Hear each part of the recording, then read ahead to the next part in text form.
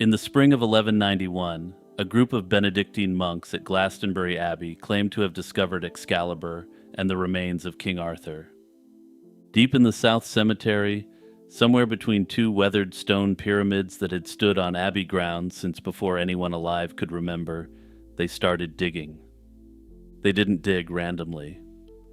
Word had gone round that Henry II, before his passing, had been told the location of a very particular grave by an old Welsh bard.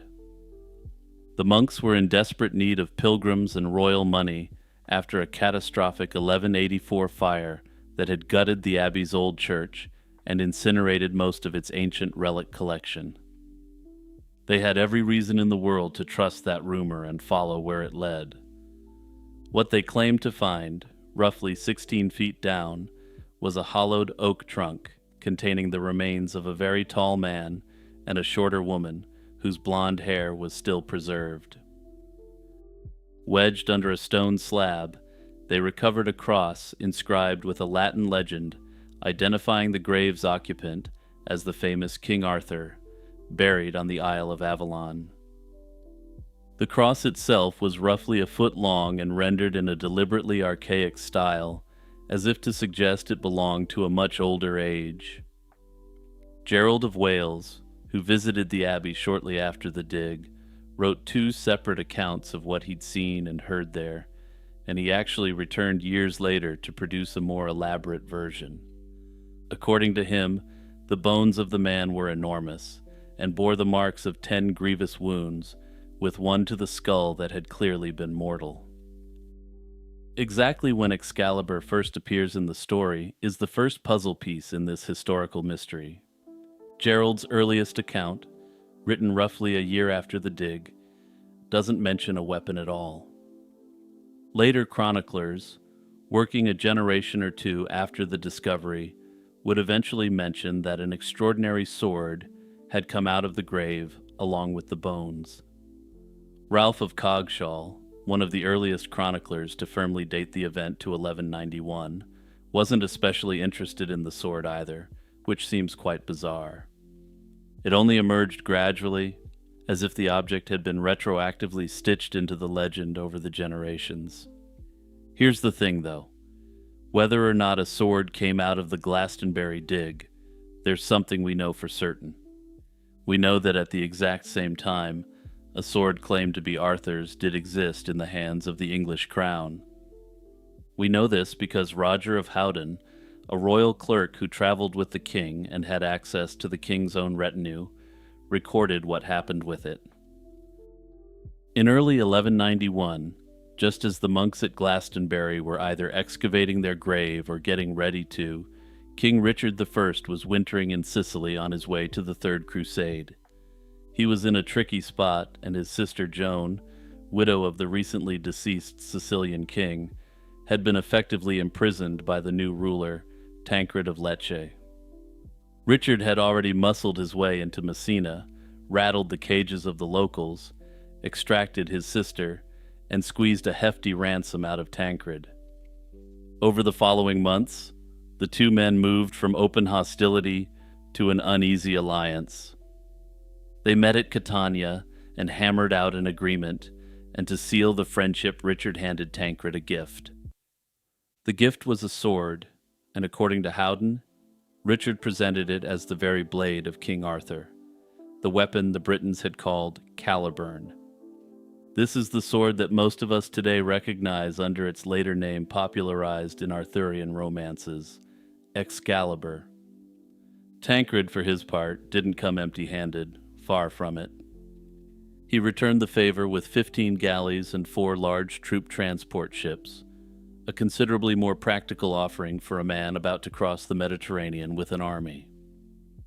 This is a well-documented exchange, and it's mentioned not just by Howden, but also in other chronicles of the period. This is where the timing of the Glastonbury excavation and Richard's gift has tantalized historians for centuries, since both happened in 1191 and both involve a sword tied to King Arthur. Richard was Henry II's son, and it was Henry who'd allegedly set the Glastonbury monks on their hunt in the first place. So, is this the same sword? Did Richard take a freshly excavated weapon out of a Somerset grave, carry it across Europe, and hand it to a Sicilian king? The honest answer is that we don't know, and the chronicle evidence doesn't quite line up. If the bones and grave goods came out of the ground in 1191, Richard had probably already left England with his version of Excalibur by the time the monks found theirs. But medieval chronology is notoriously slippery, and some scholars have argued the dig may have happened slightly earlier than the traditional date. Alternatively, it's been argued that news of a discovery could have reached Richard before he sailed. Others think the Glastonbury sword was a separate object entirely, one whose existence was invented or elaborated after the fact to tie the abbey more firmly to the Arthurian legend. Many historians believe that the most likely explanation is that Richard's blade had no real connection to Glastonbury. It may have been a ceremonial blade from Richard's own armory, rebranded for diplomatic purposes. Calling it Excalibur made a fine gift feel priceless, and medieval kings were perfectly comfortable using legendary provenance to elevate ordinary objects. For example, there's potentially as many as 4 versions of the Holy Lance floating around, despite the fact that there could only logically be one. Tancred, for his part, almost certainly didn't care whether the sword was genuinely Arthur's, but the fact that it was perceived as such. What mattered was that a powerful English king thought highly enough of him to give away something called Excalibur, and the story itself was the object. Whatever the truth of the sword, the grave itself became a durable political asset for the English crown. In 1278, Edward I visited Glastonbury with his queen, Eleanor of Castile. The royal couple oversaw a solemn ceremony in which the supposed bones of Arthur and Guinevere were transferred to a new black marble tomb in front of the high altar. Edward handled the skull of the man, while Eleanor handled the skull of the woman, and the timing wasn't accidental. Edward was deep in his long campaign to subdue Wales, and Welsh resistance had leaned heavily on the old prophecy that Arthur would one day return to drive the English out. Parading Arthur in front of the high altar at Glastonbury was a political argument dressed up as a religious ceremony. The tomb stood in the abbey for another 2.5 centuries, and pilgrims came, paid, and left, while writers and poets embellished the legend further. Then, in 1539, Henry VIII's commissioners arrived, and Glastonbury, one of the wealthiest monastic houses in England, had defied the royal orders for dissolution. The abbey was seized, and its last abbot, Richard Whiting, was convicted on trumped-up charges of treason and hanged. The abbey buildings were systematically stripped and the stone carted off for building work. Somewhere in the chaos, the black marble tomb and whatever remains it held disappeared, and they've never been found. The bodies of Arthur and Guinevere, or whatever had passed as their remains, also vanished. And what of the sword itself? If it ever was at Glastonbury, it had already been gone by the time Edward reburied the bones. It seems unlikely that Glastonbury would have simply lost track of such a revered object, especially given the popularity of Arthurian legend and the revenue it could have generated. If that's correct, given that it was Richard's father, Henry II, who commissioned the dig, it makes sense that something of such great value would have been given to the crown. And in that case, if it's the weapon Richard gave to Tancred, its trail is even colder, though of course it's just as likely that Richard simply gave Tancred another version. Tancred himself ruled Sicily for another 3 years before his own early passing. The kingdom fell into chaos and was ultimately conquered by the Holy Roman Emperor Henry VI, who absorbed the treasures of the Sicilian court into his own possessions.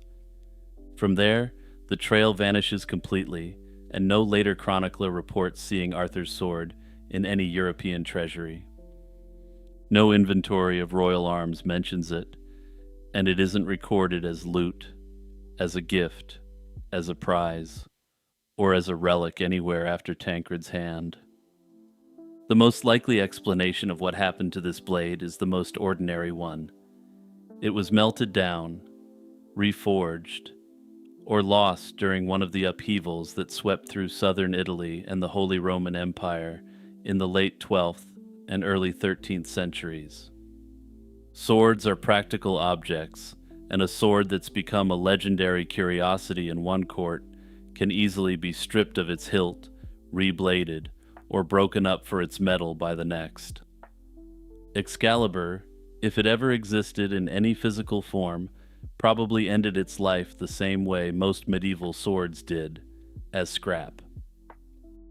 It's also theoretically possible that Tancred politely declined the gift in private, though there's no evidence to suggest this was the case. If this is what happened, and this is entirely speculative, then it may have ventured along with Richard's retinue into the Holy Land, where it may have been lost. There was also a subtle tradition of politely declining in medieval Christendom, especially when accepting a gift might imply subordination. If a gift of relatively equal value couldn't be produced by the other ruler, the tradition was, generally speaking, to decline the gift in an extremely discreet way. Given the behavior of Richard while in Sicily, accepting a gift of theoretically infinite value could have been interpreted as a sign of vassalage by Sicily to England. Since both men ruled as kings, both of the same rank and theoretically the same status, this would have been unacceptable. While Tancred did give very valuable gifts in return, ultimately, if anyone truly believed this was the greatest sword in history, a handful of ships likely wouldn't have been a value match. Again, I do have to stress that this is speculative and my own theory, not a theory that has been endorsed by any historians, but I do personally see it as plausible. Notably, in the 1960s, an archaeologist excavated the southern cemetery at Glastonbury and confirmed that a large pit had indeed been dug there in the late 12th century. This was right where the chroniclers said it was. But what actually came out of that pit is another question entirely. In the end, we already knew Gerald of Wales had seen the pit with his own eyes, so without further evidence of what was there, this did little to change the historical narrative about the excavation. The sword Richard carried to Sicily and the sword the monks supposedly pulled from the earth at Glastonbury may never have been the same object. There's a realistic possibility that the sword was never actually even found at Glastonbury, and the entire thing was a fabrication. In that case, the well-attested gift given to Tancred just happens to be one of the most bizarre chronological coincidences of medieval history. Whatever the case, the fate of the one, or perhaps two, Excaliburs of 1191 remains an unsolved historical mystery. In the summer of 1187, a rumor started drifting through the French court that would have made any medieval gossip-monger's day. Richard, heir to the English throne, and already one of the most famous fighting men in Europe, was sharing a bed with Philip II of France. This wasn't metaphorical, and they were actually sharing a bed every night, according to one of the most reliable chroniclers of the age. Nearly 900 years later, historians are still arguing about what it meant. The bed-sharing claim comes from Roger of Howden, a royal clerk who served in the court of Henry II and had direct access to the people he was writing about. In his account of 1187, Howden describes how Richard and Philip grew so close during their negotiations in Paris that they ate from the same dish and at night slept in the same bed. He adds that Henry II, Richard's father, was startled and troubled by the intensity of the emotional bond between the two young men. Howden wasn't writing from hearsay, and he'd spent years in royal service, traveled with the crusading army, and tended to record what he'd seen himself, or could verify. When he describes Richard and Philip sharing a bed, he's describing something close enough to the surface of court life that the king's own clerks already knew about it. That's the passage, that's the whole thing, and there are no inferences made. For nearly 800 years, scholars didn't treat it as especially remarkable, because bed sharing between men in the medieval world wasn't, on its own, a statement. Kings, nobles, and total strangers shared beds for warmth, for security, and as a public demonstration of political trust. A shared bed meant a shared alliance, and it meant you trusted someone enough to sleep next to them, while armed retainers stood in the hall outside. It didn't necessarily mean there was anything more going on, though of course sometimes there was. Then, in 1948, an English historian pushed the idea in a popular biography that Richard's bond with Philip might have been something more than political theater. Then, in 1980, a Yale professor took the claim seriously in a sweeping study of high-level gay romance in medieval Christendom. He argued that the chronicle passage, read closely, carried clear romantic undertones, and that earlier historians had been reading past the obvious interpretation. To understand why anyone cares, it helps to remember who Richard actually was. Born at Beaumont Palace in Oxford in September 1157, he was one of the younger sons of Henry II of England and Eleanor of Aquitaine. This meant he wasn't originally expected to inherit the English throne, that he was a backup plan. He grew up speaking Occitan and French rather than English, and by his early 20s he was one of the most feared battlefield commanders of his era. He took the cross in 1187, became king in 1189 after his father's death, and led the Third Crusade against Saladin. He cultivated a reputation for personal bravery that stood out even in an age that prized warrior kings, and the nickname Lionheart didn't come from nowhere. He was also, by every contemporary account, unusually close to Philip II.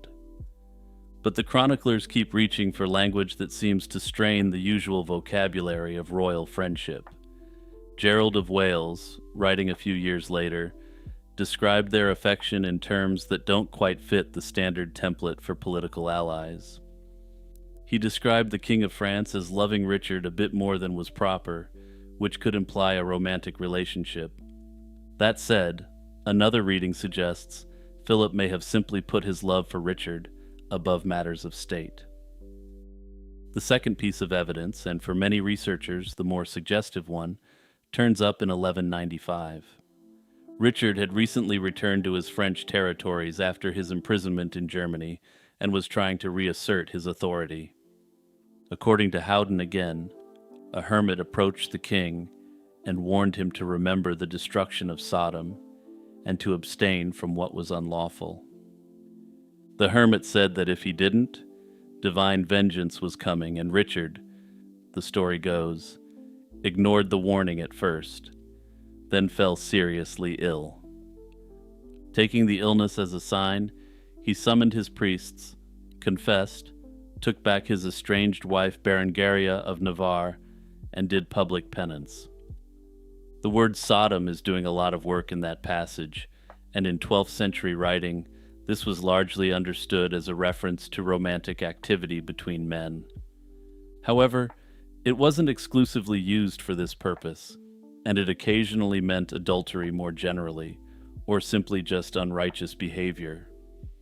But the fact is, Howden used the phrase deliberately, and he decided to record the words of a hermit, and he used the words about a specific king he personally served. He doesn't make the same accusation about any of the other English monarchs he covered in his works, so whatever he meant something particular to Richard.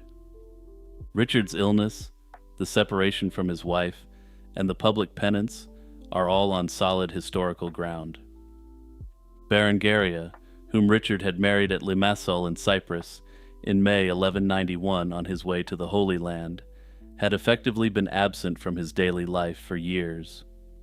The scale of the penance gesture, a public act of contrition from a reigning king in the 1190s, wasn't a formality. It meant humbling himself before clergy in the open, receiving the kind of rebuke normally reserved for lesser men, and doing it where courtiers and foreign envoys could see.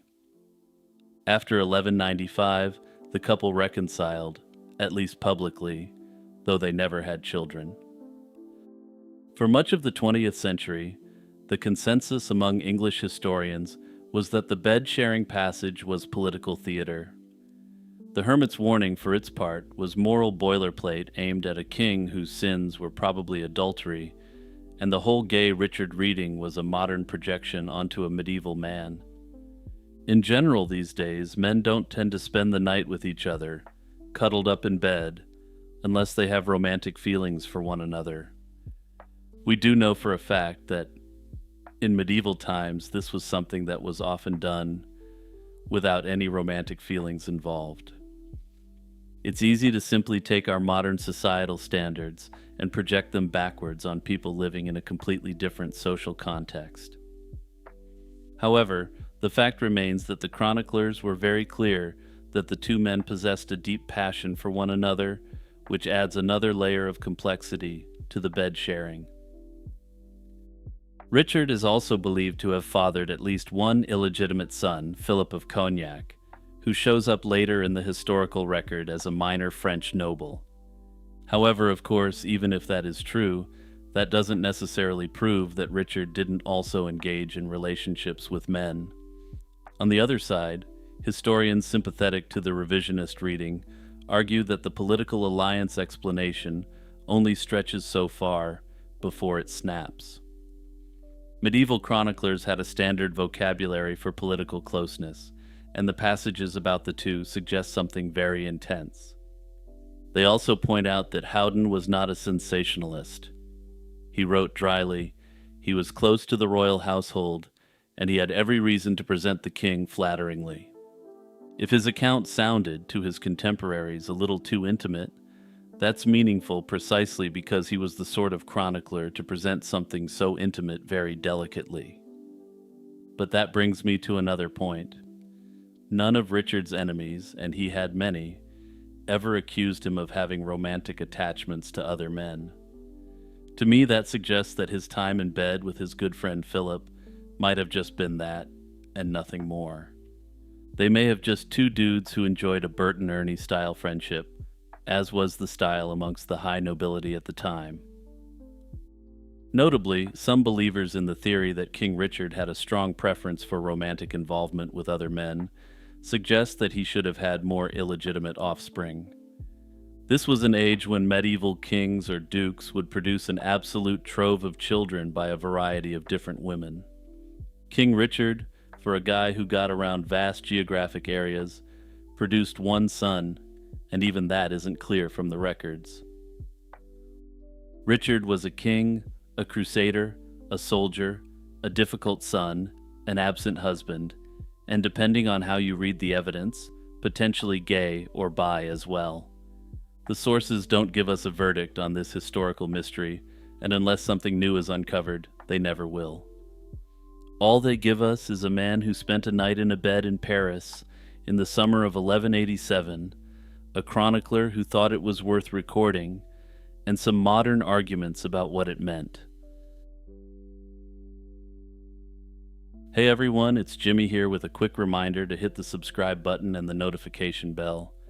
As usual, the biggest thing you can do to help out my channel aside from watching is clicking that share button and sending it.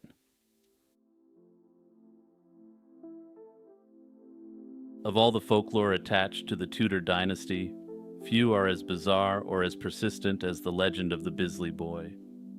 The claim, stripped to its essentials, is extraordinary, that the girl known to history as Elizabeth I died as a child.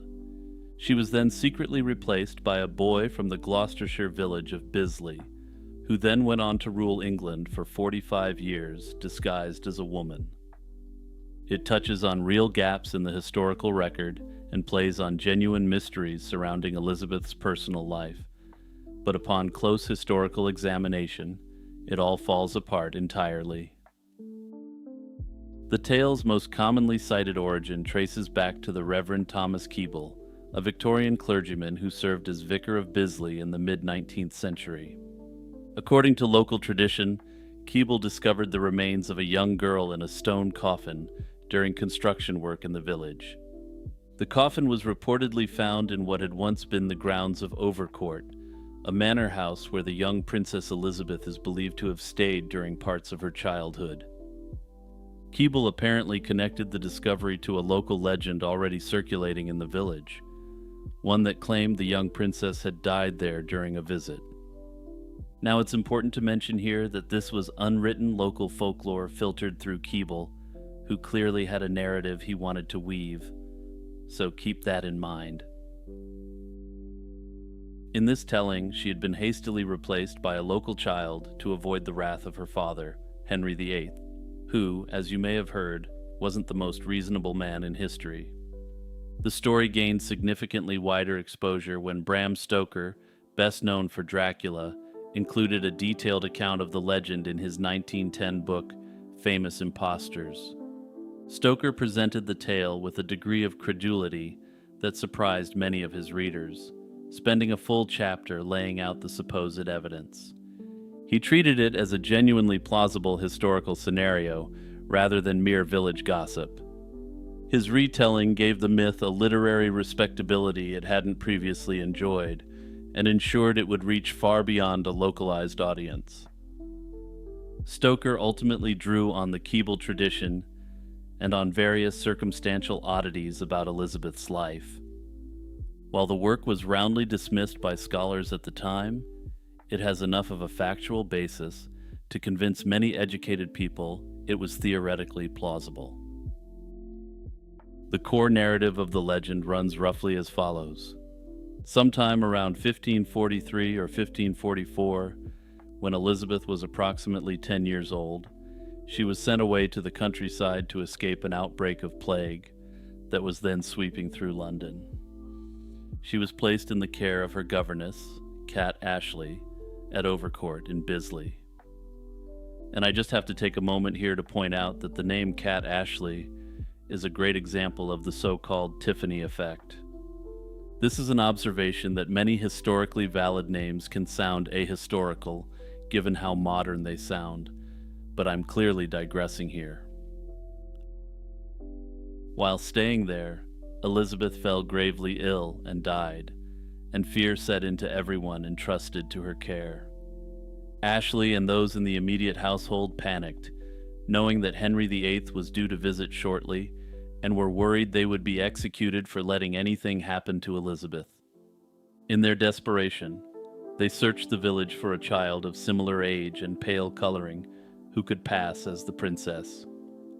The only suitable candidate they could find was a boy, a young redhead from a local family who bore just enough resemblance to Elizabeth to serve as a temporary stand-in. According to the legend, the deception was intended to be brief, but proved impossible to undo. The boy was dressed in Elizabeth's clothes, presented to Henry, and the substitution was never revealed. From that point forward, this unnamed village boy lived as Elizabeth, eventually ascending to the throne in 1558 and ruling until 1603. The legend uses this supposed switch to explain several well-known aspects of Elizabeth's life and reign. Proponents of the Bisley Boy theory have, over the years, pointed to a handful of historical curiosities to support their case. Elizabeth's lifelong refusal to marry is the most frequently cited piece of supposed evidence. Despite enormous political pressure from her council and parliament, she never took a husband. The legend's supporters argue this was because marriage would have required a level of what I'll politely call physical intimacy that would have exposed the deception, to put it mildly. Related to this is the Queen's well-documented insistence on privacy regarding her body. She controlled access to her bedchamber with what proponents claim was unusual rigor, and her ladies of the bedchamber were carefully selected and sworn to discretion.